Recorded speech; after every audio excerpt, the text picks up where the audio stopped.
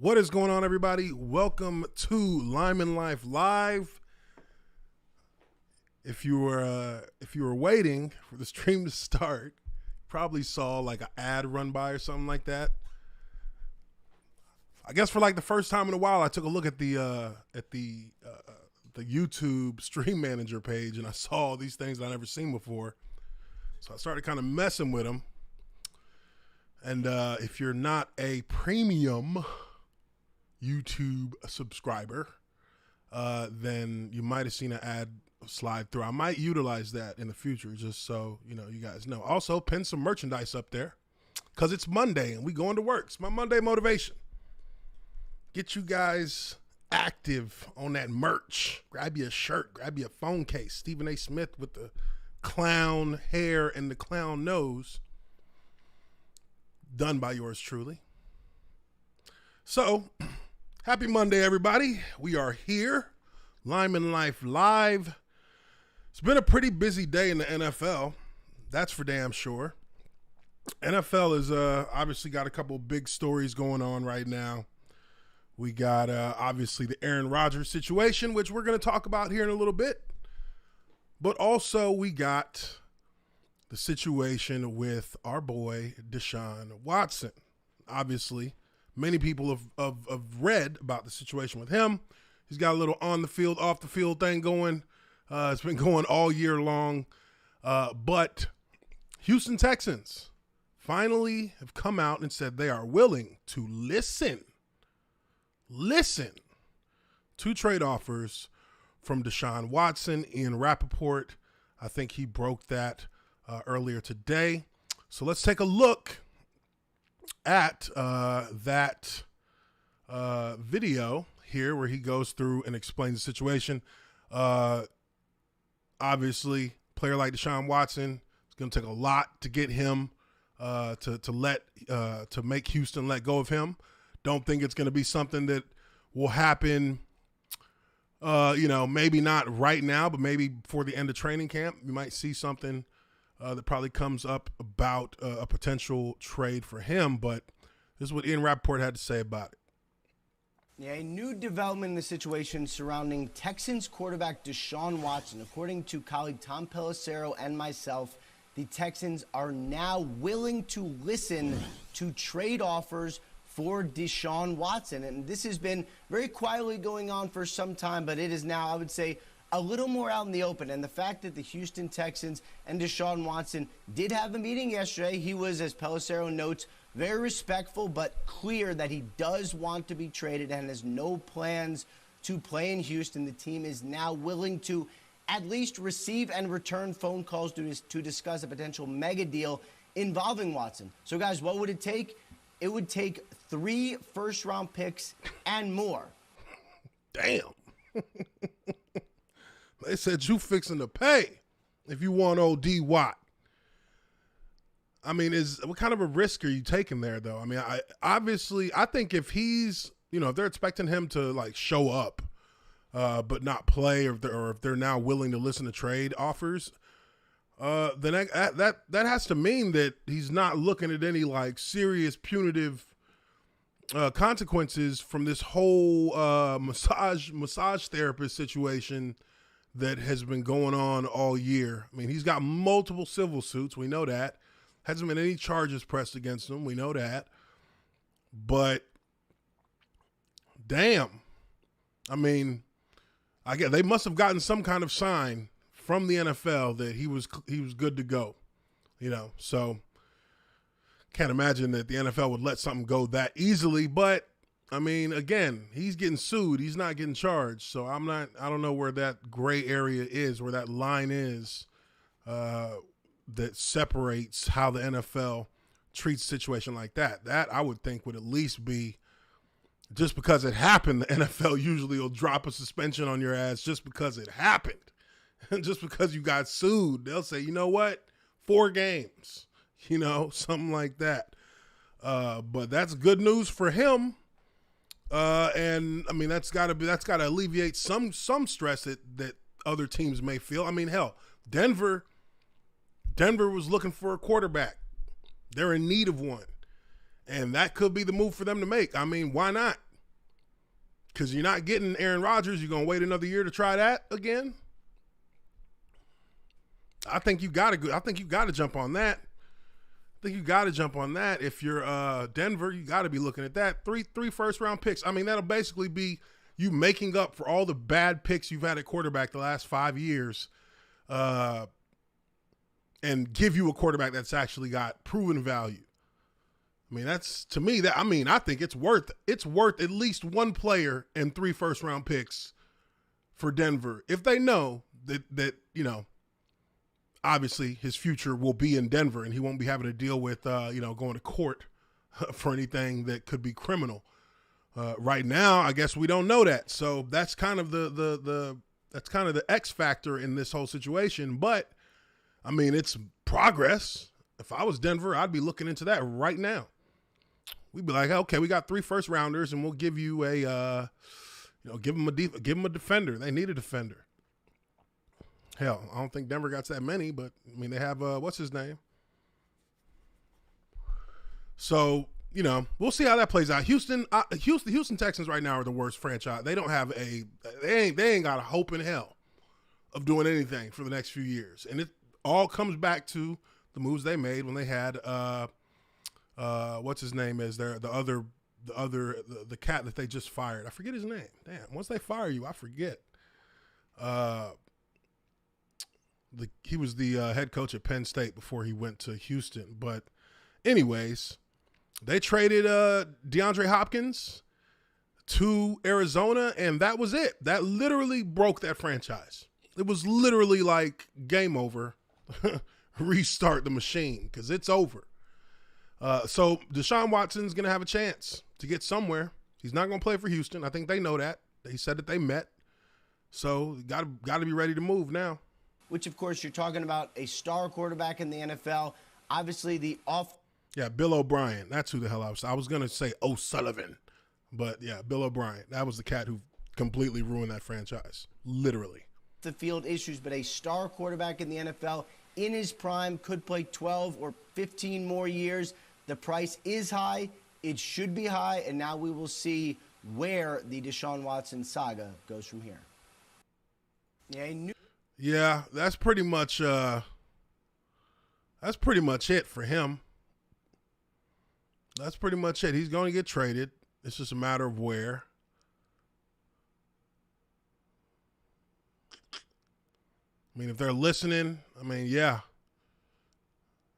I think, you could. All these teams here, I think, could be a good spot for Deshaun to land. Really, though, Denver is the perfect situation, though. That's really like the perfect spot for him.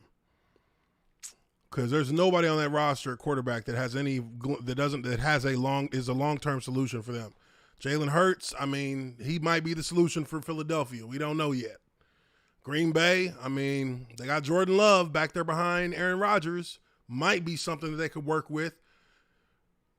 They said he looked terrible in OTAs earlier this year, but that's really not even anything to judge a quarterback off of, just because. This is a guy getting his first real action. Of course, it's going to be, he's going to be a little shaky at start. Regardless of him not being, he's only going into his 3rd year now. He's getting ready to take over the franchise, but definitely would be at least a competition for Deshaun. And Miami, I don't really know what Miami's situation is. I thought Tua was supposed to be the guy. Now it's like you're hearing back and forth. He is the guy. He ain't the guy. It's getting a little bit messy until he quiets the doubters himself. It's getting a little messy. The cat's a young quarterback. I don't know why they expected him to be some type of star immediately. He's coming from college to the pros. That's not how it works, bro. Very rarely does a guy just come in and just start dominating. Very rarely.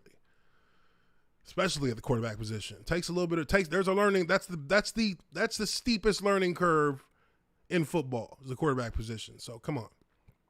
But moving on from Deshaun Watson, biggest story obviously is this in Rappaport reporting on Aaron Rodgers. Man, this Aaron Rodgers shit is the messiest. This is the messiest relationship in football. Easily. Aaron Rodgers has indicated to people close to him that he does plan to play for Green Bay this season, sources say. This is the expectation. Many factors at play, but with GM Bryant Gutekunst saying he is hopeful for a positive outcome, there's a glimmer of optimism. I mean, look, unless he retires, I don't see any way he's not playing for Green Bay. I mean, there are consequences for doing the kind of things that he does that he's done over the last year. And, with the bad blood that's kind of just began to boil over with the franchise, you can't imagine that they anything short of retiring would end the way he wants it to, at least not this season. And man, what a complete breakdown. I mean, I don't think I've ever seen a breakdown like this before between the quarterback and his franchise. Like a breakdown. And it doesn't really make too. I mean, I get what it really boils down to. Green Bay thought that he was over the hill, that he would pass his prime. He's now in his descension. So they went ahead and they drafted the quarterback first overall. He came back and won MVP the next year. So now they look pretty bad. And he looks justified in his being angry. But I think that I think to a certain extent, and I don't even want to say, Aaron Rodgers himself, because I really ain't heard much out of him. I haven't heard much out of him. We hear a lot of speculating about this whole situation with Aaron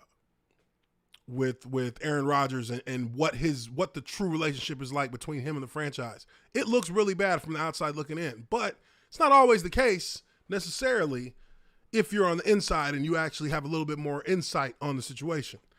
But really,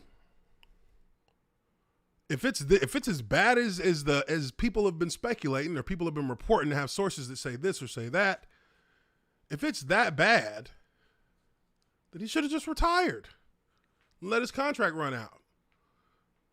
Because one thing that I'm beginning to see, and just looking through everything that he says on here, from everything that I see in the replies on this tweet, and I'm sure a lot of these people are fans and some of them may not be, but I feel like there's like a building animosity towards Aaron Rodgers now from the fans. And one of the tweets that I saw here from David Bakhtari, it kind of feels like he's, I don't know. You guys tell me what y'all think about this. He says, wow, guess we aren't close people. I don't know if that's sarcasm and him tagging Aaron Rodgers. I don't know if that's him actually like jabbing at Aaron Rodgers, because Aaron Rodgers or whoever is his people let Ian Rappaport know, and he didn't let his own offensive lineman know. I can see where that might be that might be a little confusing. I don't know. Aaron, you got to figure this out. But it seems like there might be a little animosity there. It feels like there might be. But another thing that I'm seeing is animosity towards Aaron Rodgers himself from the fans. And that's going to be a very difficult, ugly situation come football season. It will be, because if fans are losing faith in him at this point, even with everything that he's, been mostly quiet about, you really haven't heard from him, but there, you see a little bit of, you can feel it. Everybody can feel it. There's definitely something wrong there. But he looks more and more arrogant and full of himself as this saga continues to drag on, because you got all your teammates who have been just doing their, staying quiet and working and getting ready to try and bounce back from a season that almost saw them in the Super Bowl. And really, by all accounts, in my opinion, Aaron Rodgers, if he does what I would have instinctually expected him to do in that game against Tampa Bay, and tuck that ball and run to the end zone that nobody is guarding on fourth down, they would have been in the Super Bowl. That was on him. But you got to ask yourself, where did his doubt in running the ball, because it looked like he was going to take off. He had all the space in the world to get in the end zone without even getting hit. And he decided to pump, fake like he was going to run, then throw the ball into double coverage. Now, I know that there had been a lot of discussion about, the play calling, the scheme, things like that. But if there was anything that maybe caused him to doubt running, it probably would have been something him worried about what the reaction would be if that guy was open and he decided to run and got stopped. I think he was just thinking too much, and his ass ended up throwing the ball into double coverage, which was, it was the worst throw. It was the worst play to try and make at that moment. That guy wasn't open. He was not open. But you see people here who are fans who are kind of they're kind of over it. Says here, over the drama with Aaron, how do you think the fans will treat him at Lambeau? I don't live in Wisconsin anymore, but I cannot see most fans cheering for him the way they used to. I support and cheer for my team, but I would not want to cheer for a narcissist. Giannis is so different than Aaron. Bro, why even do this? You're basically saying he hasn't told you he's playing this year. I don't know if you guys know that you're flipping off the fan.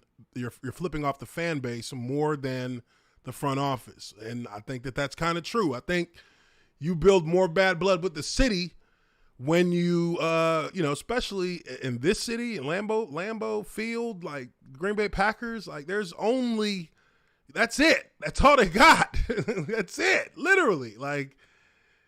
You're kind of throwing the fan base under the bus because you're not letting things unfold in a more professional manner. It's all back and forth, just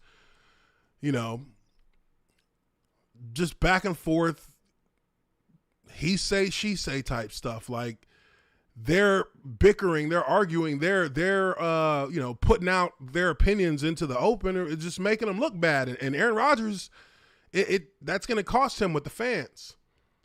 Somebody says here, why does this entire team operate like a bunch of high school girls? Wow, things are really going downhill in Titletown. This is not good news. The locker room is going to be a nightmare this season. As a lifelong Packers fan, we must trade both you and Aaron to avoid any issues. Whoa.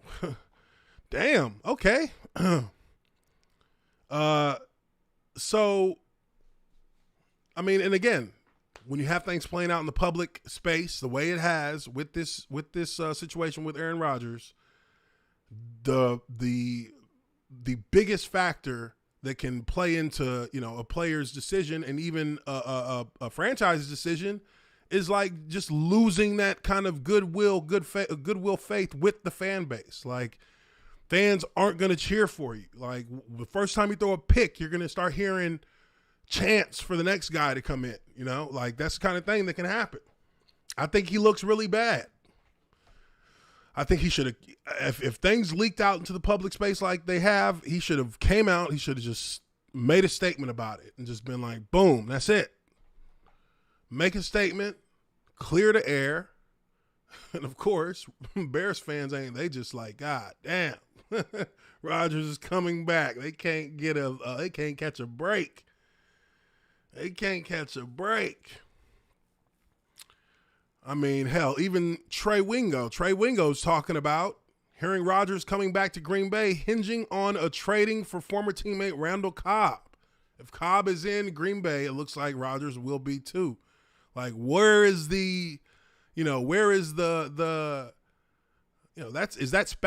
really speculation. Like, where's the confirmation on anything like that? But they said that there's factors. That's what Ian Rappaport said. There's factors that are going to be important to it, but damn, so he literally is punking Green Bay. He's punking the football franchise into doing what he wants, which, I can get how people would look at that and say, hey, man, this dude is like an asshole. Like, he doesn't even care about his teammates. He cares about, just getting what he wants. Even if it makes, even if it puts, his teammates in a weird position, even if it puts the franchise in a weird position. There's a lot of ways you can look at this. There's a lot of ways you can look at it. Because even on one end, I feel like myself, hey, that just kind of shows you the kind of power that a franchise quarterback has. he can make a franchise's life fairly easy, or he can make it living hell if he decides to go AWOL. And Aaron Rodgers, Aaron, has went AWOL. And that is what kind of happens. So they got some things they need to figure out now. Because if they're making some type of agreement where he can get out of there after this season, man, it's going to be a rough season. It's going to be a rough season, I feel like. But we'll see. I mean, Aaron Rodgers is a baller still. But, you know, players generally, once they get on the field, you can put all that stuff behind you and just focus on playing ball. But this one's interesting. This one is definitely interesting because there's so many things. Oh, gosh, people are on here replying. These are all the people that he wants brought back. Jordy Nelson, Greg Jennings, Sterling Sharp, Donald Driver. Go get that whole 96 team or 94 team back. Ooh.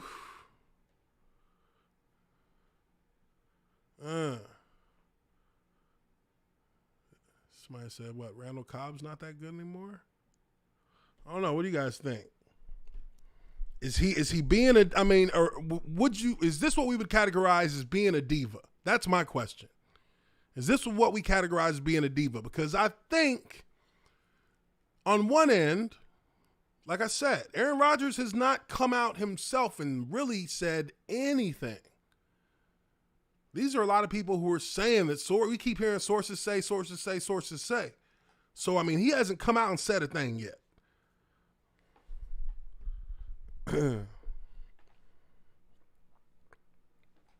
Ooh, Andy Dalton. Yeah, Andy Dalton. For Chicago Bears fans, y'all don't start the season with Andy Dalton. I mean, you know how that goes. That's going to be, if he makes it through week 6 without, you know, getting replaced, then I think that it'll be his position for the year. And that really isn't, that's of no consequence to what's his face from Ohio State. Damn, I'm sucking with names today. But their quarterback they got from Ohio State, you know, give him a year to chill. Give him a year to, you know, learn the game, learn the speed, you know, and learn what he can from Andy Dalton. I think that's big that quarterbacks just don't get nowadays. They don't get to learn from a guy who's already been there doing it. They just got to learn everything on the run. And that's why you see so many first round quarterbacks like fizzle out after a few years. If they don't show that promise, Justin Fields, thank you. Justin Fields this would be a benefit to him to sit down this year and just watch and learn. I mean, you know you got the skill to be out there playing, but shoot, you know, you can learn something from Andy Dalton that you wouldn't be able to learn without him by watching him play, by, you know, kind of keeping up with his game, looking for little nuances in his game that give him a little bit of an edge. The cat was at one point a franchise QB. Let's not forget he was the franchise QB for the Bengals. And hey, I wouldn't put it all on him that they couldn't get anything done in the playoffs, but you know, he has experience. You can't hate on that. I would take him going 1 year and just letting him play it out so that Justin Fields can pick up some knowledge, you know, and maybe get him in towards the end of the season, and then hand over the keys so that he can get it with some confidence in his game already. And you know, I'd rather that be the situation than, you know, 3 weeks into the season, now we're throwing in the backup the rookie quarterback, and hey, you know, if you're gonna start him from the beginning so that he knows that, you know, he's the driver. You know, you don't want to go back and forth with quarterbacks. Once you make that switch, it's over. So, shoot.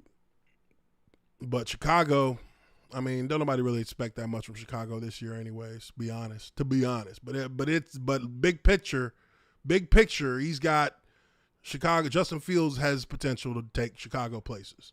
We'll see how it all plays out, though.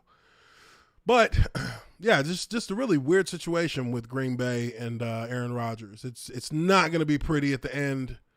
You know, I wouldn't even put past this situation, you know, falling apart in the playoffs.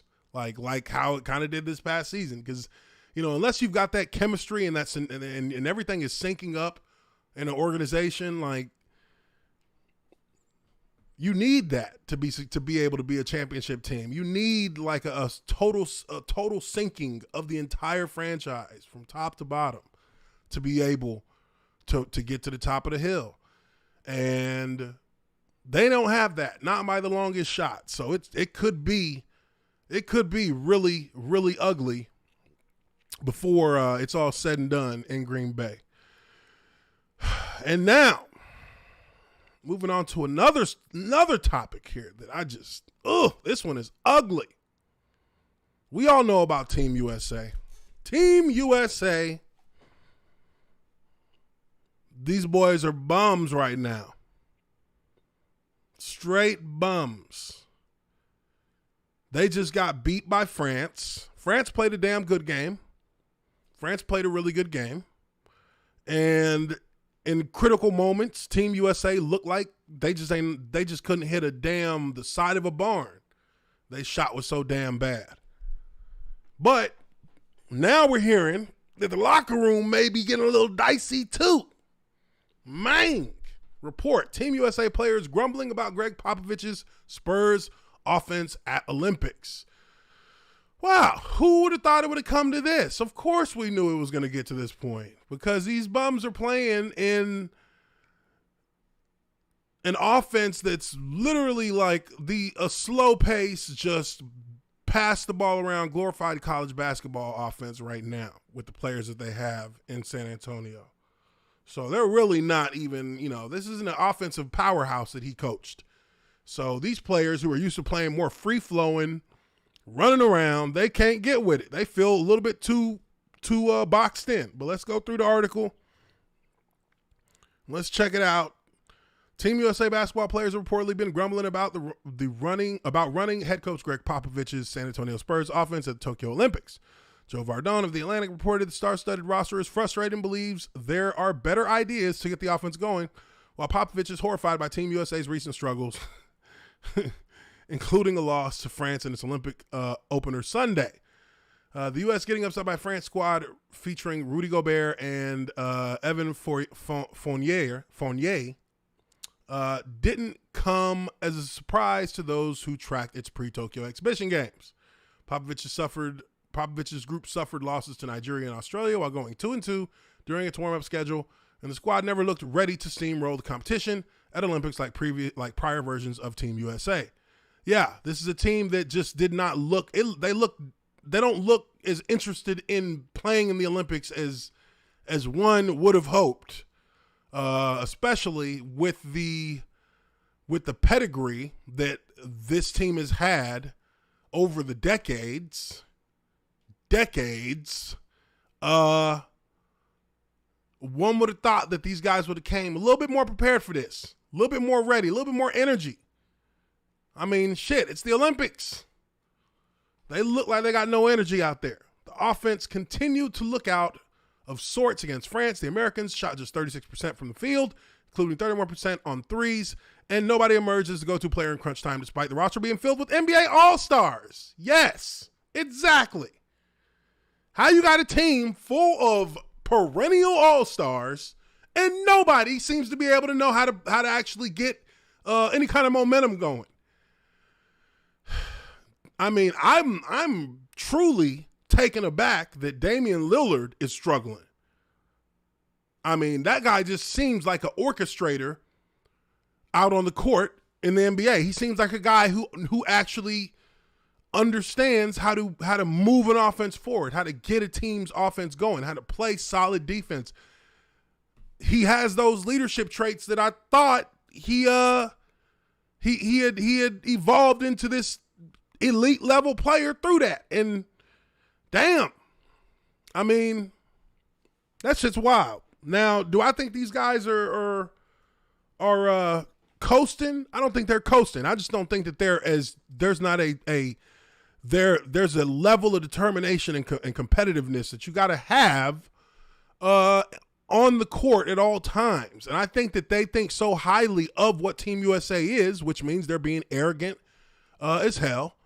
I think that they expect that just playing basketball and being one-on-one and taking shots is going to give them the edge. They don't understand that every team that you're going to play against as Team USA, every team you play against is going to play the best game that they've played up to that point against you, because that's a measuring stick for that team to see where they are as a team for their when in the competition of international basketball play. They use the Team USA as their barometer. So you cannot expect that these guys are going to be scared. Nobody's scared to play y'all. Nobody's scared. They wasn't scared when y'all lost to Nigeria, and they ain't going to be scared when y'all play the next team y'all go up against. If anything, any aura of invincibility has long since disintegrated, and y'all are just regular basketball players to them. Now, how do you snap a team back into being scared of you? You start blowing their ass out with good basketball. And that's what they ain't got right now. Jeez. I think that's a little bit of hubris if you think the Americans are supposed to just roll out the ball and win. Popovich told reporters, I mean, we've got to work for it just like everybody else. The Spurs offense is predicated on ball movement, and when it works, as it so often did during the era of Tim Duncan, Tony Parker, and Manu Ginobili, it can be borderline unstoppable. That's why Popovich is the owner of 5 NBA championships and 3 NBA Coach of the Year awards. Yes, we understand this, but what you also have to take in a note is that was on a team. That was a team of players in San Antonio who were bred in that system. Their talents fit that style specifically because those players never played anywhere else with success after that. That is a scheme that is directly fitted for those kind of players in that kind of system with those kind of roles. A lot of the players, especially on this Team USA, are part of teams that have very much more open, much more simplistic styles that are open and free-flowing and offense-oriented, open shot-oriented. It's not so much ball movement. It's more push one side of the court, and your backup plan is to pass to the other side if you're cornered, if the defense squeezes down on you enough and you can't create your own shot, then you rotate the ball to the open side. But it's not a by the book, pass layup or pass jump shot. It's literally street ball, pretty much, almost, not quite. There's still structure to it, but it's really predicated on those players creating shots off of picks, creating shots off of motions. They're not really looking to pass the ball left and right and go from strong side to weak side with passes in order to get a shot. There's not a big down there that you're going to look at and say, okay, that's who you can run the offense through. But, you have guys like Kevin Durant, he's 7 foot, but he is a guard. He is not a true on-the-block player, never has been. He can do it, but he prefers to slash to the basket and shoot from the outside. I think part of the reason why the NBA why there's such struggle is because the NBA the NBA's turned into a league that does not necessarily honor post-up game like it used to. So when you're playing against these international teams that actually do use post-up game, that go with big lineups, those big lineups are long enough to change shots for guys like KD, but KD's not strong enough to sit down in the box and play with them on the opposite end. That's what France did in the second half. They put in big bodies. They ran a big body setup, and they just went to town on these cats. They just ground them into the dirt all the way. And that's a physical thing. That's physically dominating another team with your style of play. As long as they miss their shots, as long as you can keep their shot percentage low, then you can control the entire tempo of the game and control the physicality of it and make them play long defensive stretches to where when they get the ball in offense, they don't have the energy to continue to throw up 30, 40 more shots from the outside. It becomes much more difficult. And that's what they did to these cats. That's what they did to these cats. Says, however, trying to implement such a system in a short period of time, with most of the players coming from offenses wherein they are a top scoring option, is a tricky task. Exactly what I just said.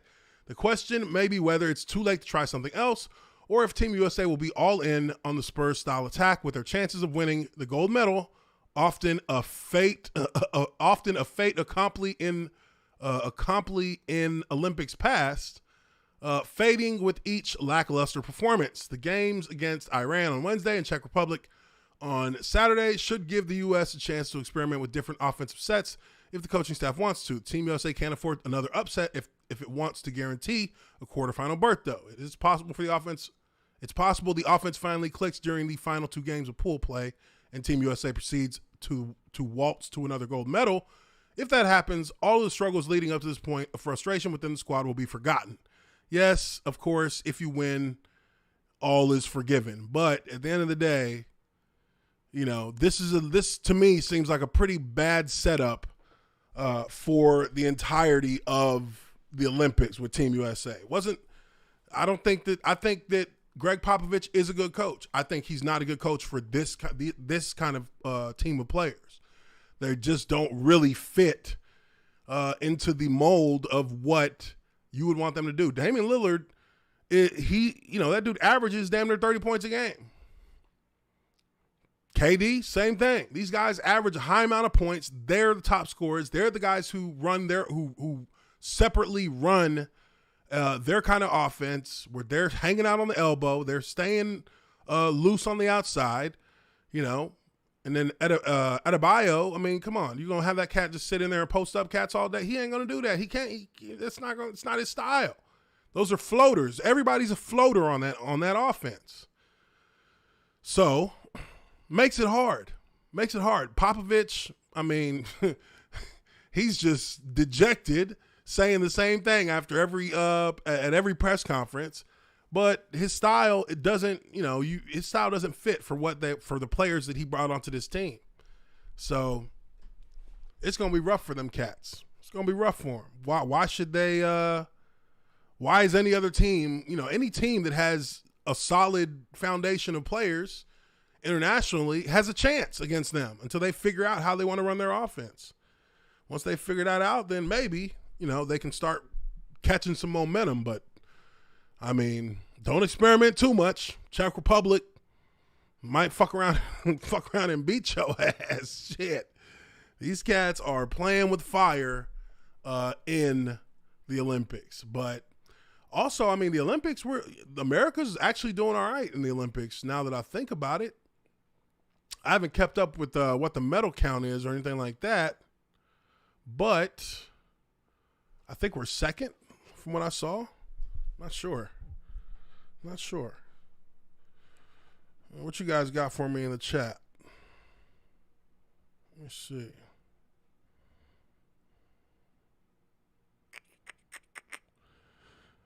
They apparently aren't all-star after all. I don't think they wanted to be there. Part of me thinks that some of them don't want to be there neither. I know, I don't blame the cats who were with the who are with Milwaukee. Shoot, the Milwaukee players like Middleton's there. And Jrue Holiday's there. I don't think them guys, I think that they're there and they want to be there, but I wouldn't blame them if they didn't want to be there. Shoot, they just got done winning the championship. They played longer than any of these bums. And they still came to play in the Olympics. And Jrue Holiday actually had a good game.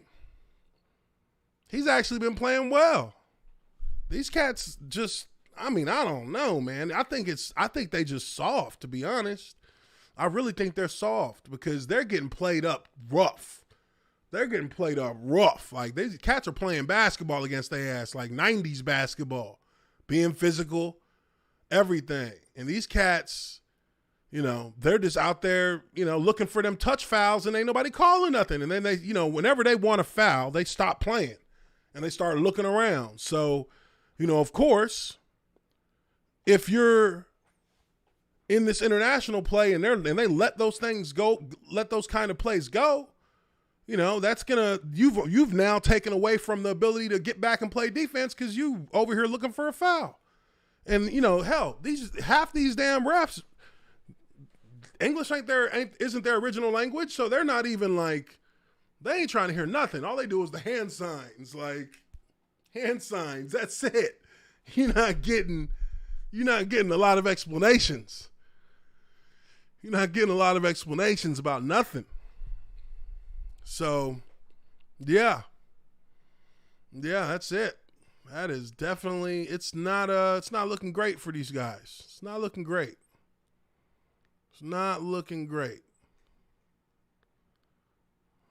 Olympics. I know we're doing some things in swimming. I see they said that our gymnasts were a little bit shaky, but I think they still on their thing. Let me just take a little look here. Oh, this is today. Okay, what we got? Oh, Lordy.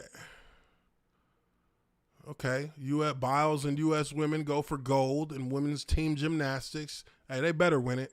I used to watch gymnastics as a kid in the summer times when the Olympics would be on. That's what me and my siblings would all be watching. We'd all be hyped up to watch all of the gymnastics work because, I don't know, you're a kid. You like to see people doing flips.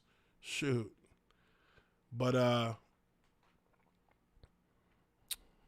yeah, I don't want to read the article, but it's cool that they're getting ready to go after it. Let's see here. I know one of these swimmers is supposed to be retiring, right? Katie Ledecky, not lost a single 400 meter style since 2013 until, I think she swam her best time and still lost, if I remember correctly. But anyways, so just to kind of wrap this thing up, I'm going to talk to you guys a little bit about training camp. NFL training camp. So training camp starts tomorrow, I believe, in the NFL officially. And just wanted to talk to you guys a little bit about just the my first training camp experience, because training camp is just one of those times in your life as a football player. It's just one of those times when you actually fear having to do your job. Now, for me, I know this because, we all, we talk. Athletes talk. And one of the things we always talked about when I'd run into other football players when I was playing, when we'd be out, like whether we see them on a vacation or something like that, one of the things we always talk about, always comes up is, hey, man, what's y'all's training camp like? And that comes up because training camp is the most physically demanding part of the football season. It is the most physically and mentally challenging part of the football season, but it's necessary in order to get you ready to play at football shape, because being in football shape is a weird kind of thing to be in. It's not the same as being in shape. You train for 18 weeks during the summertime, train for 18 weeks to get ready for training camp.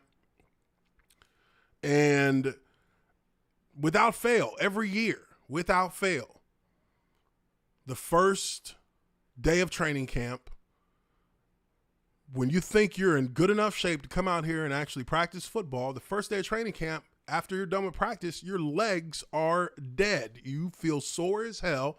Feels like you got cinder blocks for legs. Same thing during the first day of OTAs. You've trained for 8 weeks. You start doing OTAs. Boom. First day, you feel like you didn't train at all to get ready for any of this. And why even work out for 8 weeks if this is how you're going to feel when you step on the field to practice? It is a shock to your nervous system, a shock to your entire body to go in and start training camp. Often, players in the lead up to training camp, because there's about a month of downtime before training camp starts, often fear and nervousness will just flash over you. The moment you think about training camp in those last 30 days, every single player has a timer in the back of their head.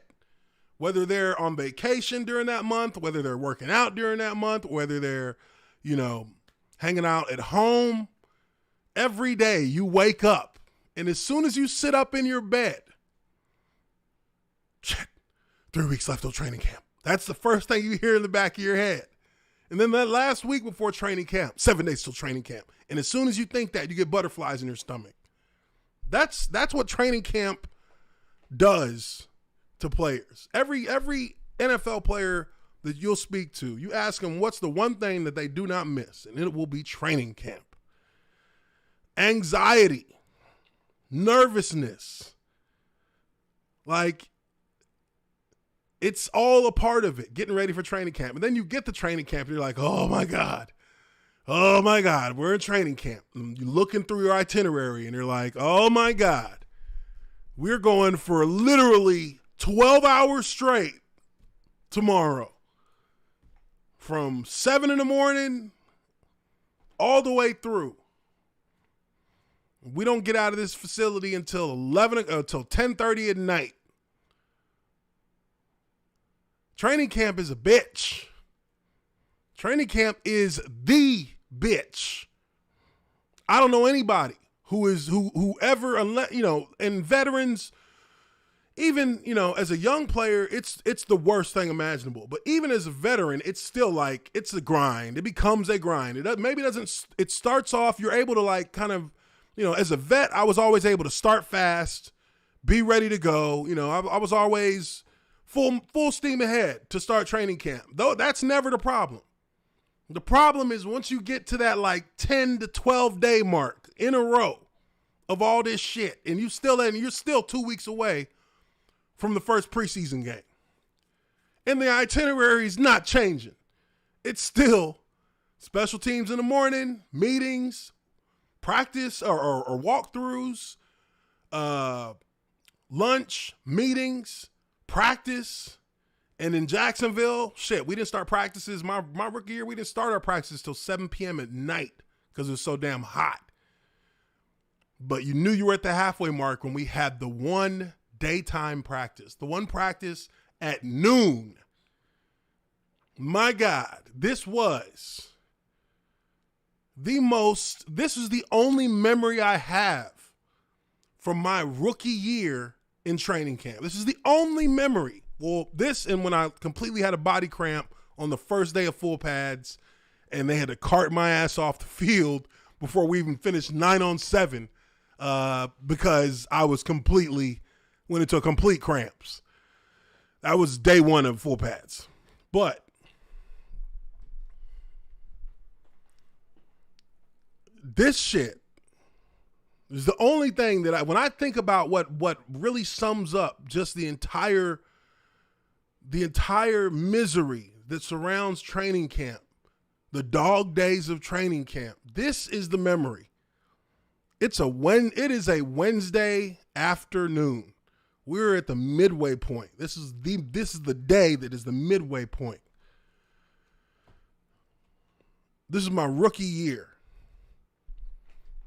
And at this point, we're a big rookie class. I think we were 13 players in my rookie class. So we're kind of, all of us are just kind of, following the pack, following behind all the vets, doing what we got to do. But on this day, it's the midway point of training camp. So the situation is this. Our schedule says that we are having one practice this day. And this was in 2007, so we were having 2 practices a day. We'd have a practice in the morning with shoulder pads and shorts, then we'd have the practice at night and full pads. So this was a break in our regular routine. This was different. So we were going to have this practice on Wednesday, and instead of it being a morning practice, instead of it being our regular 7 p.m. practice, this practice was at 12 noon. 12 noon on a day when it was 110 degrees on the field. 12 noon, when there were no clouds in the sky anywhere, no wind, no breeze, just pure, unadulterated, St. John's River surrounded heat and humidity. This practice, once we got done, the stipulation was we'll have this practice, and if it's a good practice, then we'd have the rest of the day off. And in the evening, we would do a luau. They'd cook us some good food. They got some people. They got a company coming in doing catering, bringing some Hawaiian food, everything. So, of course, don't nobody give a fuck about that. We just looking at the time on the itinerary, like, why are we going to practice at 12 noon, the hottest point of the day? We go out for this practice. I'll never forget, Andy Heck, our O-line coach, told us, the O-line, he said, all right, boys, hope you guys are ready because it's going to be a brew baker. And I never knew what the fuck that meant. What is a brew baker? But I knew what it meant after this practice. We practiced for 3 hours almost 3 hours, from like 12 noon to like 2:40. We almost practiced for 3 hours, and I'll never forget, because this is the only part of that practice that I literally can visualize and remember. We're in our 9-on-7 running drill. There is nobody saying anything. We're in a huddle. It's totally quiet. We get to the line of scrimmage. It's totally quiet. Maybe I just couldn't hear nothing because I was just in such a traumatic state. But I'm literally coming off the line of scrimmage on a run play. Justin Durant is lined up over me at linebacker. He's 5-6 yards back. This is the clearest memory I have. I come off the line. I'm running up to block Justin Durant. We hit each other.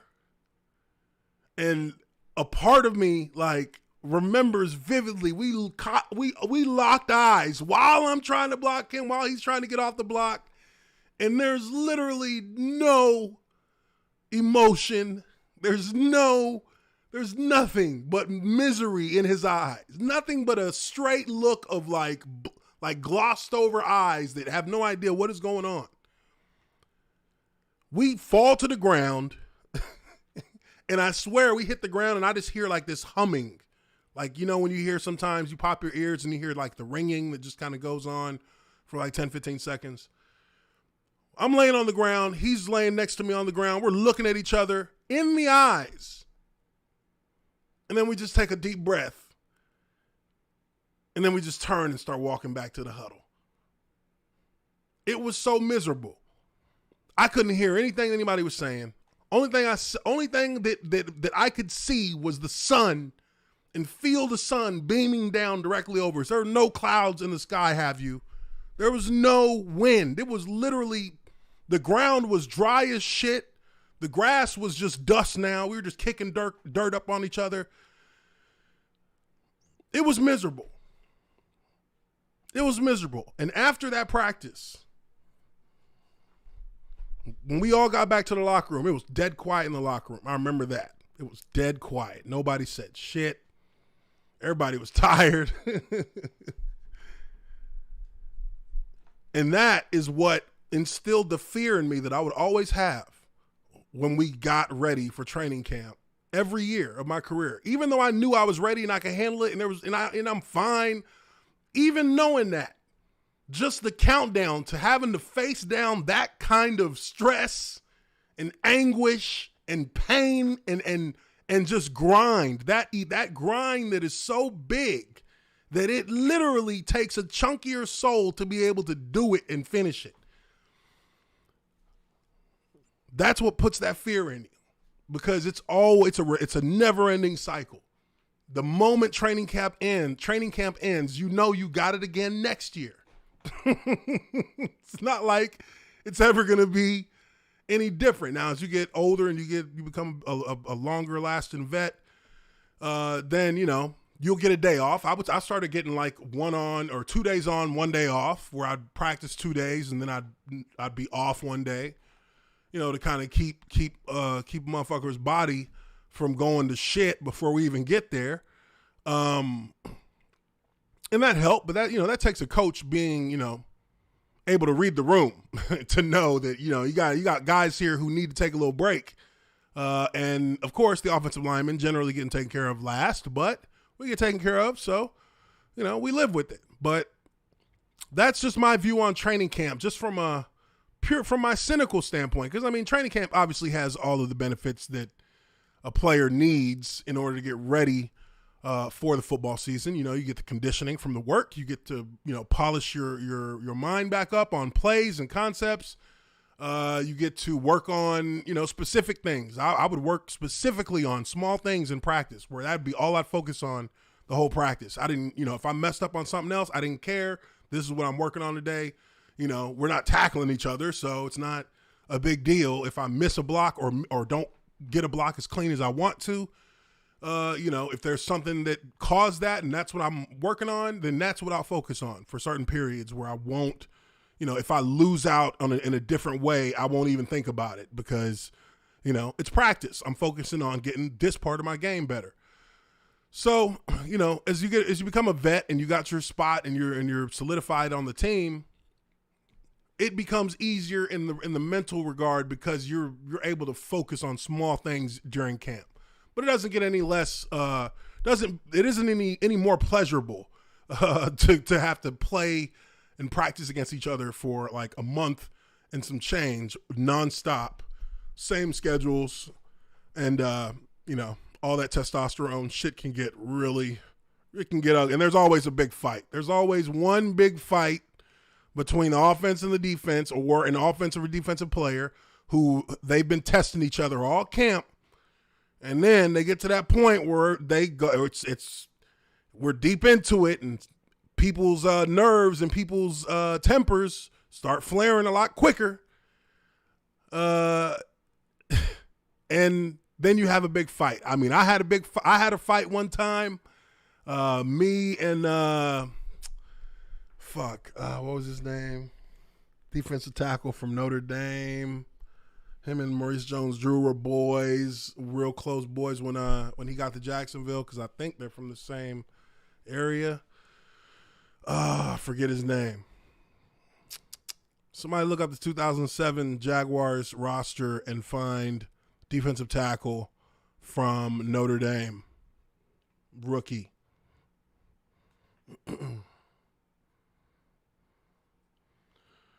Minshew or Lawrence to start? Come on, man. Is that a question? Gardner Minshew's going to get his ass traded. That's what's going to happen. He's going to be traded. He's done in Jacksonville. He's done. There's no scenario. There is no scenario. Let me say that again. There is no scenario where Gardner Minshew starts for the Jacksonville Jaguars. Because they're going to trade him. They'd be smart to trade him. Trade him and get a draft pick. Trade him and get a draft pick. Give yourself a fucking chance to continue building. Because I hope that they are more aware as a franchise to know that they're a long way from being in a position to really be a threat in the AFC South. They gotta put some things together. They got to put some things together for sure. For sure. Let's see what else we got here.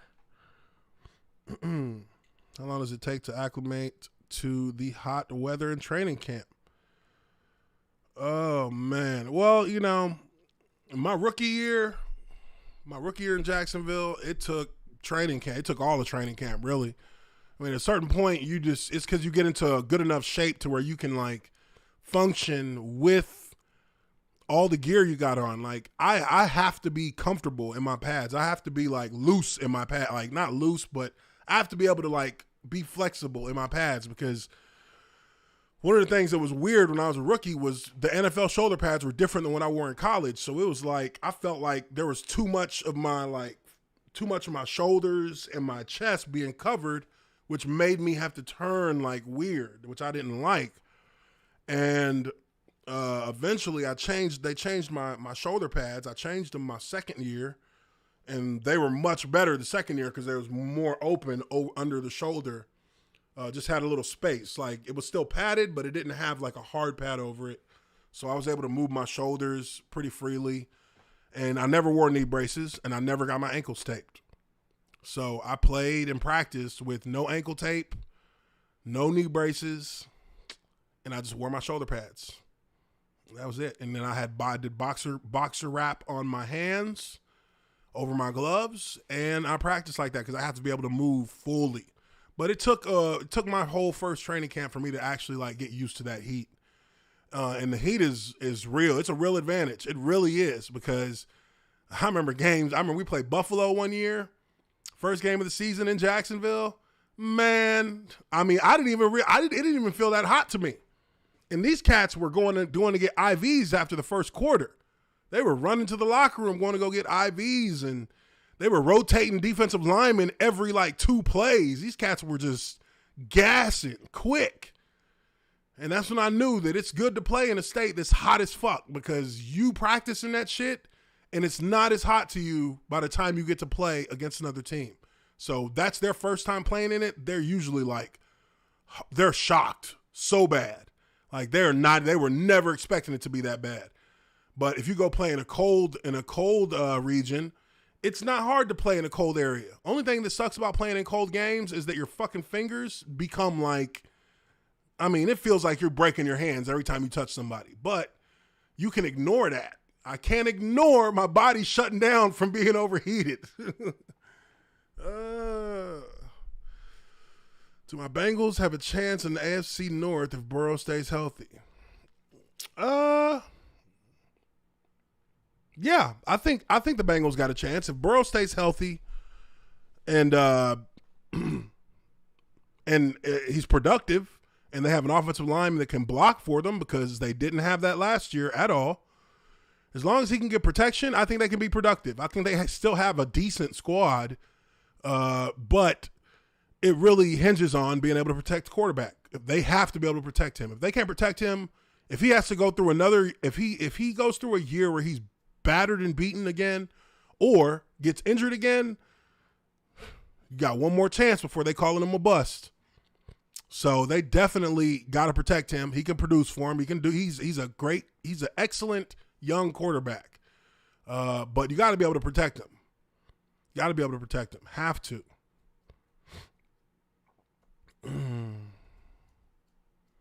Why did they draft Chase? Who drafted? Are you talking about? Who you talking about? Are you talking about the tackle from the Bengals, or the receiver that they drafted?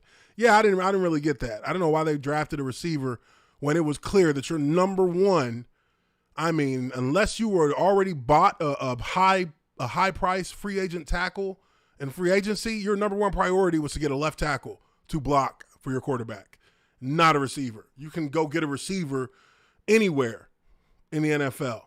And you can draft them later in the first or in the second.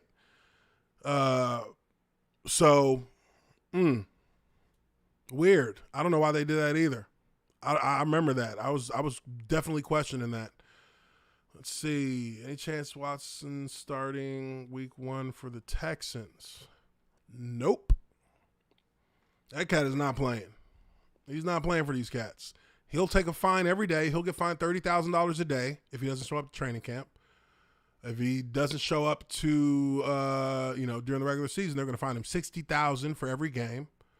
Which, I mean, you do the math. That's still not his whole paragraph 5. So shoot.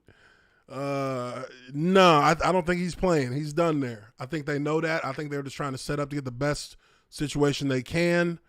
Whoa, hold on. I think I missed a donation here. Hold on. But, damn, how did I miss that? Let me check this real quick, guys. Give me a second. Oh, wait. Don, D-O-N. Hold on.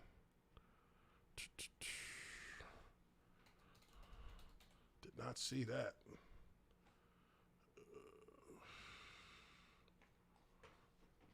Let's see what they put.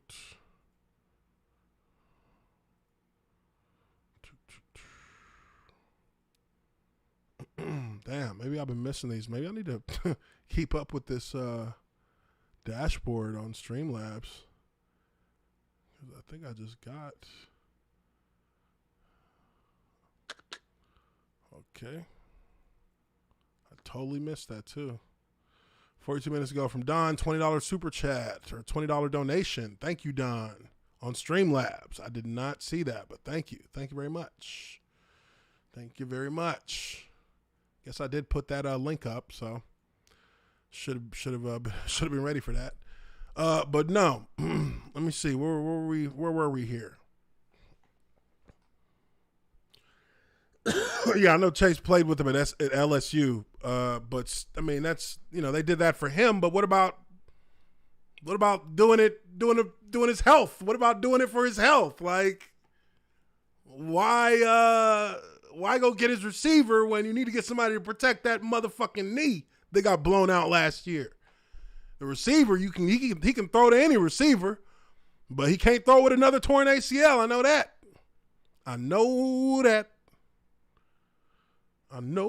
that. Anyways, see here. Yeah, you got to protect your quarterback. This guy blew his knee out, and it happened just the way it always happens. Bodies falling backwards because their line is getting pushed back. You have to keep the middle three, the center, left guard, and right guard, are literally the core of the pocket. Like, that cannot get pushed back. Your tackles can run cats past the quarterback. They can keep them out wide for pass rushers, but the depth of the line is set by the interior three. And if the depth of the line is shallow because they're getting pushed back, the quarterback can't step up into his throws. But if he steps up and one of those guys gets flat backed or gets knocked sideways, his knee is fully exposed. And that's what happened to him last season. So if they really believe that drafting a receiver was the better choice, then they'll figure it out soon enough that next time they should worry about their quarterback's health before worrying about whether or not he plays with the cat or you guys bring in a cat that he played with in college. Nobody cares about that. If they're going to play together, they'll play together. That's really irrelevant for, the moment when that should be your highest priority for a quarterback who is young and injured already. I mean, he already is not going to be able to run like he was able to, which is a shame because that motherfucker could run. He has some good legs. So, looks like there could be potentially a bungling of this if they're not careful. All right, guys, that's going to be the end of it for this live stream. I do appreciate you guys for being in here. You guys always showing love and support. And again, definitely make sure that you are hitting that like button. Make sure that you check and make sure you're subscribed. Still, my subscriber count is doing some weird shit. I don't like it. It went down like 60 subs in like 24 hours, and it's been weird. And then it'll go back up, and then it'll come back down. I don't know what the heck's going on. But make sure you're still subscribed if you haven't checked. Make sure. But we'll be back on this thing again on Wednesday. I really do appreciate you guys. And, hope everyone has a wonderful rest of their Monday evening. I'll be on Twitter, of course. So you can find me there. You see the handles down below. Got my Discord as well. Join my Discord if you haven't joined it already. But I will catch all of you guys on the next one. Hope y'all guys have a good night. It's your observer, Lineman Uche Nwaneri, and I am out. Peace.